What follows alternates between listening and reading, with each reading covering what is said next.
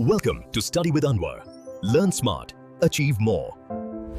जय हिंद दोस्तों, स्वागत है आपका स्टडी विद अनवार में।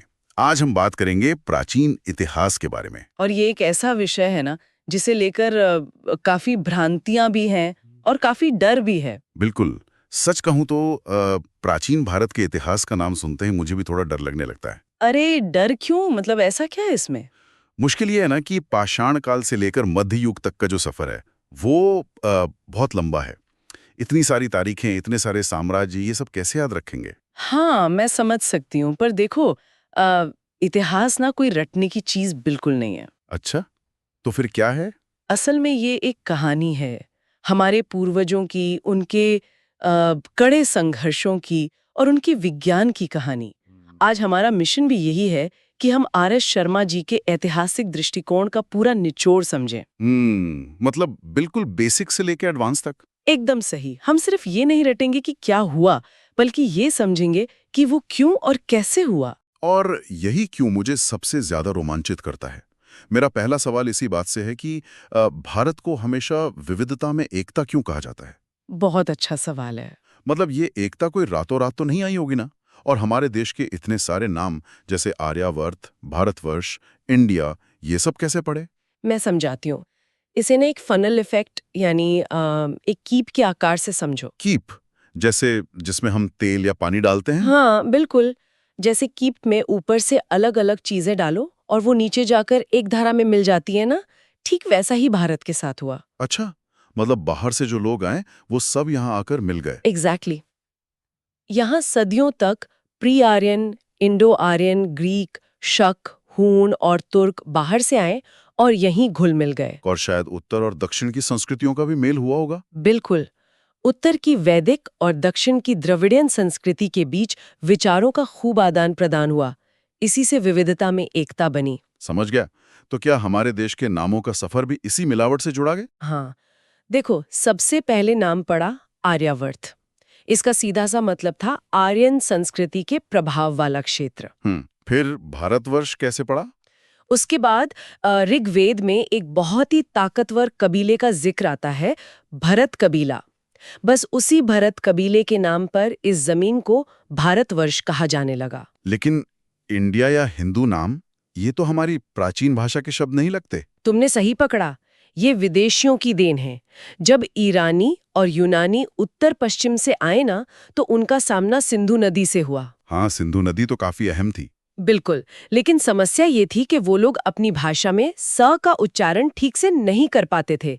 वो स को ह बोलते थे। ओहो, मतलब सिंधु नदी उनके लिए हिंदू बन गई। एग्जैक्टली।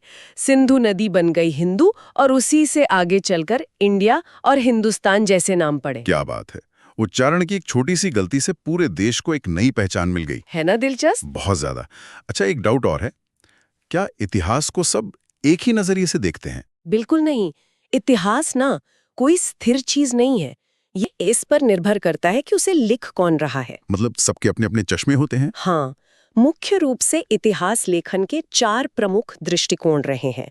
पहला है उपनिवेशवादी यानी कॉलोनियल नजरिया। ये तो शायद अंग्रेजों का नजरिया होगा। सही कहा। वी.ए. स्मिथ जैसे विद्वान मानते थे कि भारतीयों को तो खुद पर शासन करना आता ही नहीं है। वो कहते थे कि ये तानाशाही की भूमि है। ताकि वो अपने शासन को सही ठहरा सकें। चालाक थे वो लोग। बिल्कुल। पर इसी के विरोध में दूसरा नजरिया पैदा हुआ, राष्ट्रवादी यानी नेशनलिस्ट दृष्टिकोण। इन्होंने अंग्रेजों को गलत साबित किया होगा। हाँ, के.पी. जायसवाल जैसे विद्वानों ने बाकायदा प्राचीन ग्रंथों से प्रमाण निकालकर दिखाया कि प्राचीन भारत में गणराज्य यानी रिपब्लिक होते थे। मतलब हमारे यहाँ लोकतंत्र बहुत पहले से था। और तीसरा दृष्टिकोण कौन सा है? तीसरा है मार्क्सवादी दृष्टिकोण। इसके प्रमुख विद्वान थे डी.डी. कोसाम्बी। और ध्यान देना, ये एग्जाम के लिए इंपॉर्टेंट है। अच्छा, तो इसमें ऐसा क्या खास था? इन्होंने कहा कि इतिहास केवल राजाओं और महलों की कहानी नहीं है। इन्होंने आम आदमी, कृषि और अर्थव्यवस्था की कहानी पर जोर दिया। ये तो काफी प्रोग्रेसिव सोच थी। और चौथा दृष्टिकोण? चौथा है सांस्कृतिक दृष्टिकोण, जिसे ए.एल. बाशम ने अपनाया। वो राजनीतिक झगड़ों से दूर सिर्फ भारतीय संस्कृति और दर्शन के प्रति सहानुभूति रखते थे। ये सब सुनकर मेरे दिमाग में एक सवाल आ रहा है। हाँ, पूछो। लाखों साल पुरानी बातें जब कोई टाइम मशीन तो है नहीं, तो इतिहासकारों को ये सब पता कैसे चलता है? हंसते हुए मैं बताती हूँ। कोई टाइम मशीन नहीं है, लेकिन इतिहास बनाने के 4 मुख्य उपकरण होते हैं। अच्छा, वो कौन कौन से? पहला है पुरातत्व यानी आर्कियोलॉजी। इसमें हम जमीन की खुदाई करते हैं, वर्टिकल और हॉरिजॉन्टल। खुदाई में जो चीजें मिलती हैं उनकी उम्र कैसे पता चलती है? इसके लिए C14 यानी कार्बन डेटिंग का इस्तेमाल होता है। इसकी हाफ लाइफ 5568 वर्ष होती है। कार्बन डेटिंग के बारे में तो मैंने पढ़ा है, लेकिन स्टूडेंट्स यहाँ गलती करते हैं, तो जरा ध्यान से सुनना। C14 कार्बन डेटिंग केवल जैविक वस्तुओं पर काम करती है, जैसे हड्डी या लकड़ी। अच्छा, तो पत्थरों पर नहीं? बिल्कुल नहीं, पत्थरों पर ये काम नहीं करती। ये तो बहुत बड़ा पॉइंट है। और दूसरा उपकरण क्या है? दूसरा है सिक्के यानी न्यूमिस्मैटिक्स। सिक्के किसी भी युग की अर्थव्यवस्था का थर्मामीटर होते हैं। वो कैसे? जैसे गुप्त काल में सबसे ज्यादा सोने के सिक्के मिले, इसका मतलब क्या हुआ? मतलब उस समय भारी अमीरी रही होगी और व्यापार अच्छा चल रहा होगा। एकदम सही। और गुप्त काल के बाद सिक्कों की कमी हो गई, मतलब व्यापार में भारी गिरावट आई। समझ गया। तीसरा उपकरण क्या है? तीसरा है अभिलेख यानी एपिग्राफी, जो पत्थरों पर लेख लिखे होते हैं ना वो। और इसको नोट कर लो, 1837 में जेम्स प्रिंसेप ने पहली बार अशोक की ब्राह्मी लिपि को पढ़ा था। 1837 में जेम्स प्रिंसेप ने, राइट, नोट कर लिया। ये तो बहुत बड़ी खोज रही होगी। बहुत बड़ी। और चौथा टूल है साहित्य, जैसे वेद, बौद्ध ग्रंथ या विदेशी यात्रियों के लेख। पर साहित्य में तो लोग राजाओं की झूठी तारीफ भी लिख सकते हैं ना? बिल्कुल लिख सकते हैं, इसीलिए साहित्य को हमेशा पुरातत्व से क्रॉस चेक करना पड़ता है। ये तो पूरी जासूसी वाली बात हो गई। अच्छा, क्या भारत के भूगोल ने भी हमारे इतिहास को बदला है? भूगोल के बिना तो इतिहास हो ही नहीं सकता। सबसे पहले हिमालय को देखो, इसकी दोहरी भूमिका रही है। दोहरी कैसे? एक तरफ तो ये रक्षक है जिसने साइबेरियन बर्फीली हवाओं से हमें बचाया, और दूसरी तरफ खैबर और बोलान दर्रों से नए लोगों के लिए प्रवेश द्वार का काम किया। और नदियों का क्या रोल था? नदियां उस समय परिवहन का सबसे बड़ा साधन थी और सुरक्षा भी देती थी। जैसे पाटलिपुत्र दुनिया का पहला जल दुर्ग था। जल दुर्ग? मतलब पानी से घिरा हुआ किला। हाँ, वो नदियों से पूरी तरह से घिरा हुआ था। और पर्यावरण का तो कमाल देखो, बिहार के चिरांद में पत्थर कम थे ना, तो वहां के लोगों ने क्या किया? क्या किया? लकड़ी का इस्तेमाल नहीं, उन्होंने हिरण की सींगों से अपने मजबूत औजार बना लिए। अरे वाह, इसे कहते हैं जुगाड़। और भूगोल का सबसे बड़ा गेम चेंजर था मानसून। पहली सदी में जब मानसून हवाओं की खोज हुई, तो समुद्री व्यापार में रॉकेट जैसी तेजी आ गई। मतलब हवाओं ने व्यापार का रास्ता खोल दिया। अब थोड़ा इंसानों के विकास की बात करते हैं। हाँ बिल्कुल। मुझे ये समझना है कि क्या भाषा और नस्ल यानी रेस एक ही चीज है? हमारे देश में इतनी अलग अलग भाषाएं क्यों हैं? देखो, भाषा और नस्ल को एक मानना ना पूरी तरह अवैज्ञानिक है। भारत का भाषाई मोज़ेक 4 हिस्सों में बटा है। कौन कौन से 4 हिस्से? पहला है ऑस्ट्रो एशियाटिक, जो सबसे पुराना है, जैसे मुंडा या संथाली। दूसरा है तिब्बतो बर्मन, जो हिमालय क्षेत्र में है। और शुरुआत में इनकी कोई लिपि नहीं थी ना? हाँ, ये सिर्फ मौखिक थी। तीसरा है द्रविडियन, जो दक्षिण भारत में है, लेकिन इसमें एक बहुत बड़ा सबूत छुपा है। कैसा सबूत? इसका सबसे पुराना रूप है ब्राहुई, जो आज भी उत्तर पश्चिम के बलूचिस्तान में बोला जाता है। बलूचिस्तान? वो तो पाकिस्तान में है। इसका मतलब द्रविड़ लोग पहले उत्तर पश्चिम में रहते थे? बिल्कुल, यही साबित करता है कि ये लोग उत्तर पश्चिम से दक्षिण की ओर गए थे। और चौथा है इंडो आर्यन, जिससे हमारी हिंदी और बंगाली बनी है। हाँ, वैदिक संस्कृत से प्राकृत और पाली बनी, और फिर हिंदी। मजे की बात यह है कि ऋग्वेद में भी मुंडा और द्रविडियन शब्दों का मिश्रण मिलता है। मतलब सब कुछ आपस में जुड़ा हुआ है। अब मुझे एकदम शुरुआत में ले चलिए। आदि मानव भारत में कब आए? चलो, मानव विकास की क्रोनोलॉजी समझाती हूँ। सबसे पहले आया बाइपेडलिज्म, यानी 2 पैरों पर चलना। हाथ फ्री हो गए तो दिमाग चलने लगा होगा। बिल्कुल। फिर आया होमो हैबिलिस, जिसने पहली बार दिमाग लगाकर पत्थर के औजार बनाए। उसके बाद होमो इरेक्टस। इन्होंने क्या नया किया? इन्होंने आग की खोज की। ये सबसे बड़ी क्रांति थी। और फिर अंत में आए होमो सेपियंस, यानी हम लोग। भारत में इनका आगमन करीब 5 लाख साल पहले हुआ। 5 लाख साल? बाप रे! हाँ, इसे पूरा पाषाण काल कहते हैं। ये बर्फ का युग था। भीमबेटका की गुफाओं में जो चित्रकारी है ना, वो इसी काल की है। तो ये बर्फ पिघलनी कब शुरू हुई? जब मौसम बदला तो मध्य पाषाण काल आया। अब बड़े पत्थरों की जगह माइक्रोलिथ्स यानी सूक्ष्म औजार आ गए। क्योंकि शायद जानवर छोटे और तेज हो गए होंगे तो बड़े पत्थरों से शिकार नहीं होता होगा। एग्जैक्टली बहुत सही समझा तुमने। और इसी काल में आदमगढ़ और बागोर में पशुपालन के पहले सबूत मिले। मतलब इंसान ने टिक कर रहना शुरू कर दिया था। खेती कब शुरू हुई फिर? इसे नवपाषाण काल या खाद्य उत्पादक क्रांति कहते हैं। इसे 4 दिशाओं से याद रखो। उत्तर पश्चिम में मेहरगढ़। यहाँ क्या मिला था? यहाँ 7000 बीसी के दुनिया के सबसे पुराने गेहूं और जौ के साक्ष्य मिले हैं। कच्ची ईंटों के घर भी थे। और उत्तर में कश्मीर की तरफ? कश्मीर के बुर्जहोम में गड्ढे वाले घर यानी गर्तावास मिले हैं। और ये एग्जाम के लिए इंपॉर्टेंट है, बुर्जहोम में मालिकों के साथ कुत्तों को दफनाया जाता था। अरे वाह, कुत्तों के साथ। हाँ, और यहाँ माइक्रोलिथ्स बिल्कुल नहीं मिले। फिर दक्षिण भारत में पिकली हल और मास्की में रागी की खेती और मवेशी चराने के सबूत हैं। यहाँ राग के बड़े टीले मिले हैं। राग के टीले मतलब गोबर वगैरह जलाते होंगे। और पूरब में? मध्य और पूर्व में कोल्डी हवा है, जहाँ चावल की खेती का सबसे पुराना साक्ष्य मिला है। ये तो हो गया पत्थर का युग। पहला धातु कौन सा आया था? पहला धातु था तांबा। इसे ताम्रपाषाण या चाल्कोलिथिक काल कहते हैं। इसमें क्या खास था? राजस्थान का आहार समुदाय तांबा गलाने में एक्सपर्ट था।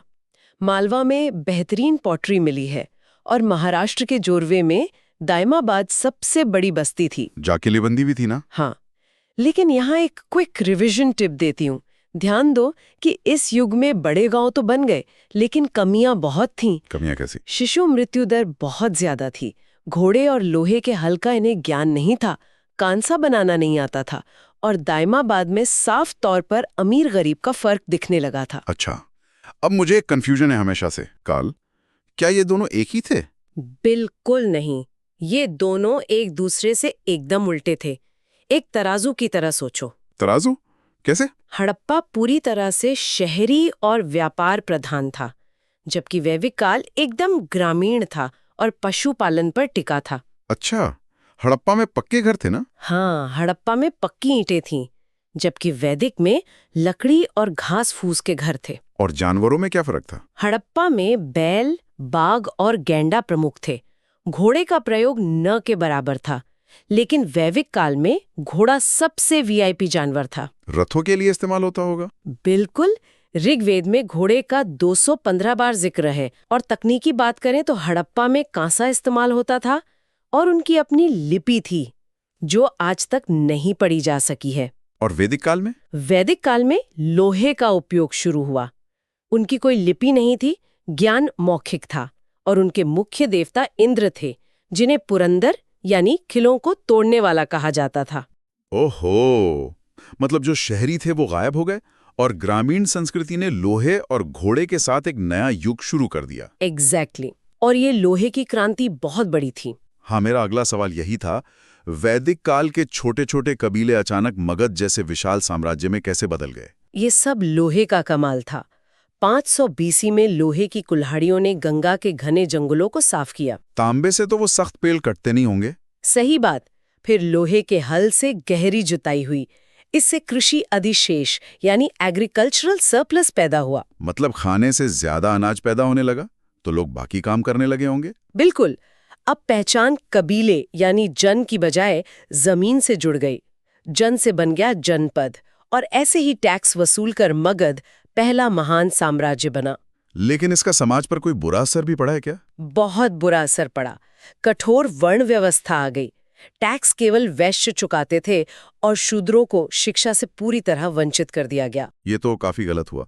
अच्छा, अगर साम्राज्यों की बात करें तो मौर्य साम्राज्य और गुप्त साम्राज्य के प्रशासन में क्या फर्क था? इसे आज के कॉर्पोरेट वर्ल्ड से समझो।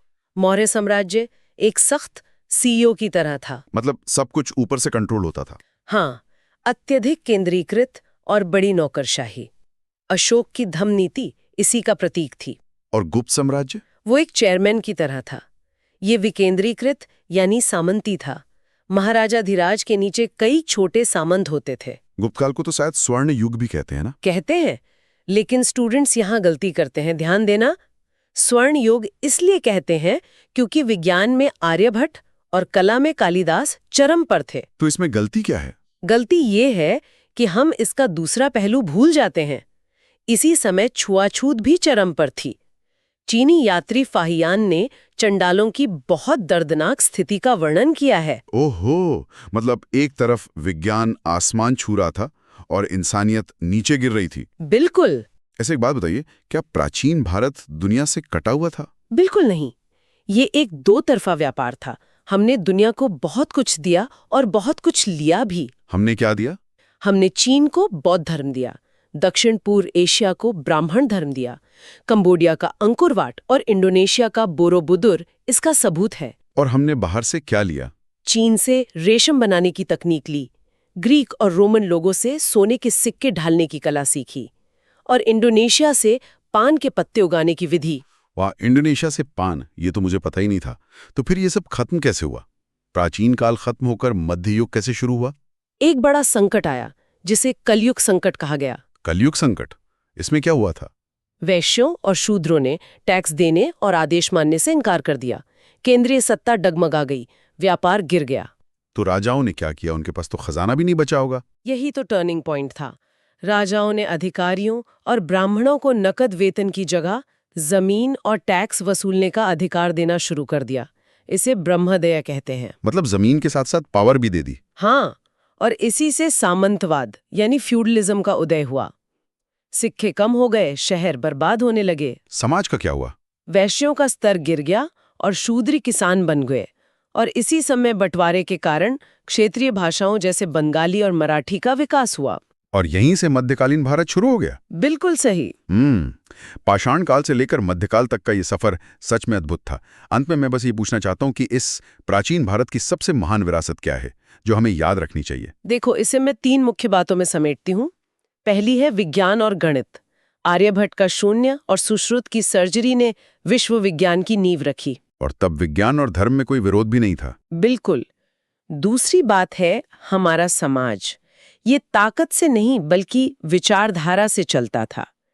इससे स्थिरता तो मिली, लेकिन गहरी असमानता भी पैदा हुई जिसे हमें आज सुधारना है। और तीसरी विरासत? तीसरी है सहिष्णुता। असली ताकत टॉलरेंस और विभिन्न संस्कृतियों को एक साथ पिरोने की क्षमता है। इतिहास सिर्फ अतीत का गौरव गाने के लिए नहीं, बल्कि वर्तमान को सुधारने के लिए है। बहुत ही गहरी बात कही है आपने। इतिहास हमारे कल को सुधारने का टूल है। हाँ, और एपिसोड खत्म करने से पहले मैं श्रोताओं के लिए एक सवाल छोड़ना चाहती हूँ। बिल्कुल, बताइए।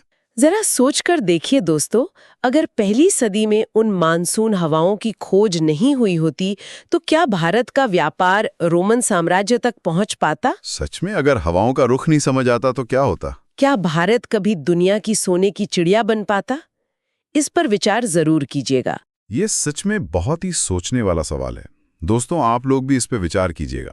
आज के लिए बस इतना ही। अगले एक और दिलचस्प विषय के साथ हम फिर मिलेंगे।